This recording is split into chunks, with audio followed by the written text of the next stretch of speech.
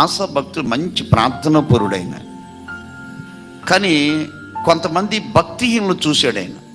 అంటే వాళ్ళు సరిగ్గా ప్రార్థన చేసుకోరు, బైబిల్ చదువుకోరు, ఓ భయంతో కూడిన మాట, భక్తితో కూడిన మాట ఉండదు, లోకస్తులాగా మాట్లాడతారు, లోకస్తులాగా ప్రవర్తిస్తారు. అయినా కానీ వాళ్ళకి తినడానికి తక్కువ ఉండదు, తాగడానికి తక్కువ ఉండదు, ధరించుకోవడానికి తక్కువ ఉండదు, పేదరికం ఉండదు, సమృద్ధి ఉంటుంది.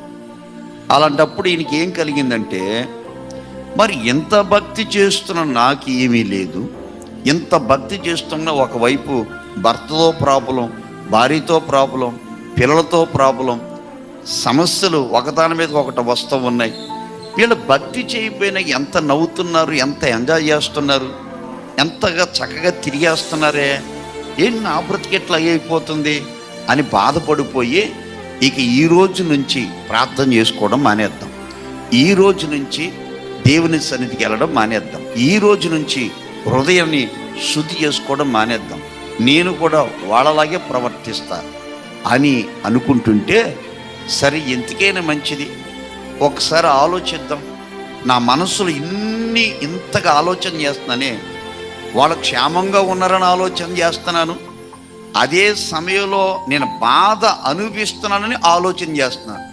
మూడొక ఆలోచన ఏంటంటే, వాళ్ళు ఏమవుతారు, దేవుని బిడ్డలకైనా మనకి ఈ రెండు ఆలోచన చేసే కొన్నిసార్లు మన దేవునికి దూరం అయిపోతూ ఉంటాం.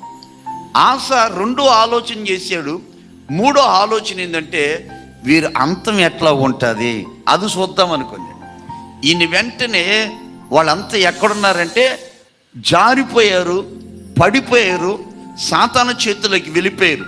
ఈయన కూడా మోకాళ్ళ మీద ఉండి దేవుని మందిరంలోకి వెళ్ళి, ఏంటి నా పరిస్థితి ఏంటి, వాళ్ళ పరిస్థితి ఏంటంటే వాళ్ళందరూ పడిపోయారంట. ఈయన మాత్రం ఏమన్నాడు తెలుసా, కాలు జారడానికి సిద్ధంగా ఉన్నాడంట.